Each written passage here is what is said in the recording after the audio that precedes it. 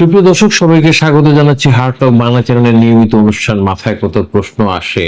মাথায় আজকে যে প্রশ্নটা ঘুরপাক খাচ্ছে, যা নিয়ে আলোচনা করতে চাই, শুরুতে বলে নেওয়া ভালো। আলোচনা শুরুর আগেই সবার কাছে ক্ষমা চেয়ে নিচ্ছি, সংশ্লিষ্ট সবার কাছে। যদি কোনো ভুল ত্রুটি হয়ে যায় তাহলে একটু ক্ষমা সুন্দর চোখে দেখবেন, ধরে নেবেন যে এই ভুলটা ইচ্ছাকৃত নয়। কেন ভুল হওয়ার সম্ভাবনা? কারণ এমন একটা বিষয়ে কথা বলতে আজকে বাধ্য হচ্ছি যে বিষয়টা সম্পর্কে খুব বেশি জ্ঞান আমার নাই।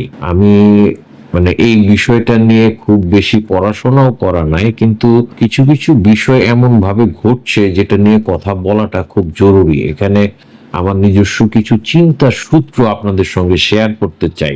এই কারণেই বললাম যে তথ্যগত বা চিন্তাগত কোনো ত্রুটি হলে সেটা কমেন্টে জানাবেন। একটু গালিগালাজ না করে যদি একটু ব্যাখ্যা সহ জানান তাহলে সেটা ভালো হবে, আমার জন্য সুবিধা হবে। একটা বিষয় এখানে উল্লেখ করি, সেটা হচ্ছে যে একটা নিউজ আপনারা দেখেছেন, সেটা হচ্ছে যে বাংলাদেশ খেলাফত আন্দোলন গান বাজনা হওয়ায় বাইতুল মোকাররমের পাশ থেকে স্টেডিয়াম সরানোর দাবি জানিয়েছে। এটা মিরর নিউজে এটা প্রকাশ করা হয়েছে, এটা দাবিটা। আরেকটা বিষয় আছে এখানে, যেটা হচ্ছে যে চরমোনাইয়ের পীর ফয়জুল করিম, উনি কোরআন শরীফ সম্পর্কে একটা বক্তব্য এক জায়গায় দিয়েছেন, যেখানে বলা হচ্ছে যে কোরআন নাকি শুভঙ্করের ফাঁকি। উনি বলেছেন এরকম। তা আসলে যেটা জানা যায় সেটা হচ্ছে যে এটা ফয়জুল করিম চরমোনাইয়ের পীর, ওনার হয়তো শব্দ চয়নে কিছু ত্রুটি ঘটেছে। উনি যে জিনিসটা বলতে চেয়েছেন সেটা পরে ব্যাখ্যা দেওয়া হয়েছে ওনাদের পক্ষ থেকে। সেটা হচ্ছে যে শুধু কোরআন, কেউ যদি বলে যে কোরআন মানলেই চলবে, তো উনি সেখানে বিশদভাবে বলতে চেয়েছেন কোরআনে তো সালাতের কথা বলা হয়েছে, নামাজের কথা বলা হয়েছে, কিন্তু কয় ওয়াক্ত নামাজ, সেটা কিভাবে পড়তে হবে, এই বিষয়গুলি তো বলা হয় নাই। তো কোরআনটা হচ্ছে মূল বিষয়, মানে কোরআনের সঠিক অর্থ, মানে কোরআনের যে বাণীগুলি আছে, উনি বলতে চেয়েছেন যে সেই নির্দেশনাগুলি কিভাবে পালন করতে হবে সেটা বোঝার জন্য বা সেটা জানার জন্য হাদিস এবং ফিকাহ শাস্ত্র এটা জানা দরকার। ওনার বক্তব্যটা এরকম যে হাদিসের মাধ্যমে ব্যাখ্যা করা হয়েছে যে এটা কিভাবে, মানে এটার ব্যাখ্যাটা কি। আর ফিকহ শাস্ত্র বলছে যে বাস্তব জীবনে এই সমস্ত বাণী, এই সমস্ত নির্দেশনা প্রয়োগ কিভাবে করা হবে, এটা হলো হাদিস এবং ফিকহ শাস্ত্রের যে উপযোগিতা সেটা। এবং এখানে যেটা কোরআন শরীফের একটা আয়াত আমি উল্লেখ করছি, আল্লাহ যেখানে বলেছেন, আমি তোমার প্রতি, মানে হযরত মুহাম্মদ সাল্লাল্লাহু আলাইহি সাল্লামের প্রতি কিতাব নাজিল করেছি যাতে তুমি মানুষকে তা ব্যাখ্যা করে দাও। এটা হলো সূরা নাহলের 16.44 আয়াত। তো এইটার মধ্যে এখানে উনি স্পষ্টতই বলেছেন যে কিতাবটা নাজিল করা হয়েছে যাতে হযরত মুহাম্মদ সাল্লাল্লাহু আলাইহি সাল্লাম মানুষকে সেটা ব্যাখ্যা করে দেন। তো উনি তো ব্যাখ্যা করেছেন, ওনার ব্যাখ্যাগুলি হাদিস নামে পরিচিত। ফিকহ শাস্ত্র যারা অভিজ্ঞ তারা হচ্ছে যে এটা প্রায়োগিক দিকটা, বাস্তব জীবনে শুধু যে নামাজ রোজা এই যে ইসলামের মূল বিষয়গুলি সেগুলি না, একই সঙ্গে জাকাত কিভাবে আদায় করতে হবে, কিভাবে সেটা কাজে লাগাইতে হবে, এরকম বহু নির্দেশনা শাস্ত্র সেখানে থাকতে পারে। এখন বিষয়টা হচ্ছে যে এই যে চরমোনাইয়ের পীরের একটা বক্তব্য নিয়ে এই যে একটা বিপুল তোলপাড় শুরু হয়ে যায়, এটা অনেক সময় একটু মানে কি বলবো, বিরক্তিকর বলা ঠিক না। এটা অনেক সময় হচ্ছে কি চিন্তার জগতে কিছু আলোড়ন ঘটায়। মনে হয় যে মুসলিমরা, ইসলাম ধর্মের অনুসারী আমি নিজেও, এরা একটা অংশ অনেক বেশি প্রতিক্রিয়াশীল, মানে খুব দ্রুত প্রতিক্রিয়া জানায়। এটার মধ্যে পুরো কথাটা কি সেটা বুঝতে হয়তো বা অনেক সময় যে একটু ধৈর্য ধরে বুঝে নিয়ে প্রতিক্রিয়া জানাবে সেই সুযোগটা থাকে না, বা সেই অপশনটাও থাকে না। কেন থাকে না? এর মধ্যে আমার কাছে মনে হয় যে কিছু উদ্দেশ্যও থাকে। বিভিন্ন যে ধর্মকে কাজে লাগায়া যারা নিজেদের রুটি রুজি করে থাকেন, তারা এই জিনিসগুলিকে খুব দ্রুত গ্রহণ করেন এবং একটা কিছুতে নিয়ে নেমে যান। এটাও কিন্তু একটা কারণ যে তাদের তো আসলে মনে হয় যে অন্য কোনো কাজ নাই, এটাকে নিয়ে কেন্দ্র করে তাদের নিজের উপস্থিতি জানান দিতে হয়, সংবাদ মাধ্যমে মানুষের কাছে জানান দিতে হয়।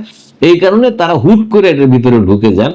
তবে এখানে একটা কথা বলা উচিত বাস্তবতার খাতিরে, সেটা হলো চরমনায়ের পীর সাহেব এই কথাটা আসলে যেভাবে বলেছেন যে কোরআনের মধ্যে শুভঙ্করের ফাঁকি আছে, শব্দ চয়নের ক্ষেত্রে মনে হয় ওনার একটু সমস্যা আছে, এটা সত্যিকার অর্থেই সমস্যা আছে।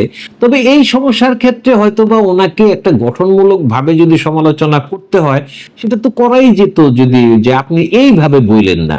এটাই তো আসলে ইসলামের যে মূল সৌন্দর্যের জায়গা, যে প্রতিপক্ষকে বুঝিয়ে শান্ত করে ভালোভাবে ভালোবাসা দিয়ে সুন্দর করে ব্যাখ্যা করে তাকে নিজের মতে নিয়ে আসা, এটাই তো ইসলামের সৌন্দর্য। আমরা তো অনেক সময় সেই মূল কথাগুলি আমরা ভুলে যাই। এই যে কিছুদিন আগে একটা ছেলে কোরআনকে অবমাননা করলো, অবশ্যই এটা কাজটা খারাপ করছে, সে দেখা গেল কি যে সে মেন্টালি ডিস্টার্ব একটা ছেলে। তো অনেকেই কমেন্ট করে ফেললো, এর মধ্যে আমাদের বিখ্যাত যেমন সাইকুল হাদিস সাহেবও আছেন, যে পাগল হইলে সে পাগলাগারদে থাকবে বা চিকিৎসার মধ্যে থাকবে। আসলে ঘটনা হচ্ছে যে তার মধ্যে পাগলামের যে লক্ষণগুলি দেখা দিচ্ছিল, এটা নিয়ে সে যখন হিন্দু থেকে মুসলিম হয়েছিল তখন তার পরিবার তার পাশে নাই। এখন বিশ্ববিদ্যালয় কর্তৃপক্ষ বা তার বন্ধু বান্ধব তাকে পাগলাগারদে বা তাকে চিকিৎসার মধ্যে নিয়ে আসবে কে?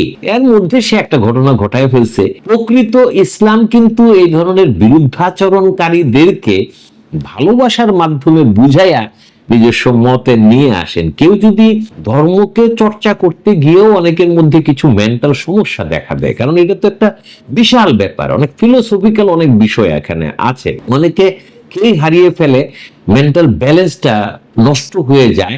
এগুলি তো বাস্তব, এটা তো অস্বীকার করার জন্য, এরকম অসংখ্য উদাহরণ আছে। তো ওই যে ছেলেটা নর্থ সাউথ ইউনিভার্সিটির যে ছেলেটা, সে তার প্রেম করতো, প্রেমের জন্য সে মুসলিম হয়েছিল, পরে ওই মেয়েটা আবার আরেকজনকে বিয়ে করে ফেলে। ওই মুহূর্তটাকে, ওই প্রেশারটা সে মেন্টালি নিতে পারে নাই, এটা করছে সে, একটা অদ্ভুত ঘটনা ঘটছে, কোরআন শরীফকে সে অবমাননা করছে। কিন্তু এটা নিয়ে যে রিয়াকশনটা হয়েছে, বিভিন্ন জন যে রিয়াকশনটা দেখাইছে, এটাও কিন্তু অদ্ভুত এবং এটা ঠিক গ্রহণযোগ্য মনে হয় না। তাকে তো এই ইসলামের আদর্শের জায়গাটা কোথায়?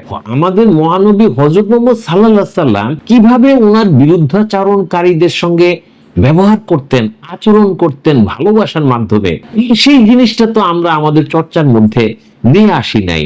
যেটা মনে করেন একটু ইতিহাসের কারণেই যেটা বলা যায় যে হযরত মুহাম্মদ সাল্লাল্লাহু আলাইহি সাল্লাম বিরুদ্ধ মতাবলম্বীদের, যেমন অমুসলিম আছে, মুশরিক আছে, এমনকি নিজের বিরোধী গোত্রের লোকদেরও মন জয় করে তাদের পক্ষে আনতেন অসাধারণ কৌশল এবং চরিত্র গুণের মাধ্যমে। ওনার সত্যবাদিতা, আমানতদারিতা, ন্যায়ের প্রতি অটল অবস্থান শত্রুর হৃদয়েও, মানে যারা ওনার শত্রু তাদের হৃদয়েও শ্রদ্ধাটা জাগাতো। এটা কি আমরা, এই কথাটাকে কি আমরা অস্বীকার করতে পারি?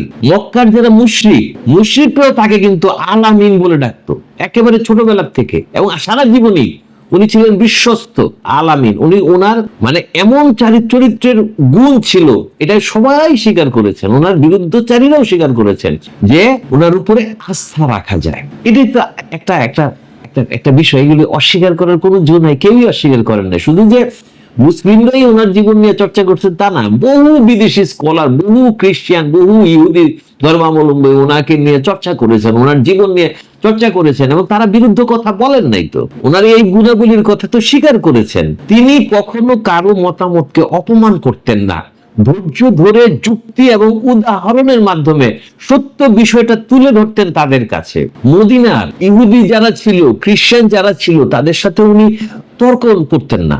উনি বলতেন, আসো এমন এক কথায় একমত হই যা আমাদের উভয়ের জন্যই ন্যায় সঙ্গত। সূরা আল ইমরানের 3 নম্বর আয়াতের এটা রয়েছে, এটা আছে 3 নম্বর অধ্যায়ের 64 নম্বর আয়াতে, রেফারেন্স সহ বললাম। এটা একটু আপনারা দেখবেন। উনি তর্কের মধ্যে তর্ক, মানে অথচ আমরা কি করি, একেবারে নস্যাৎ করে দেই, ধ্বংস করে দাও, ওরে জেলখানায় ঢুকাও, ওরে মারো, ওরে কাটো, এই জায়গাগুলিতে নিয়ে আসি।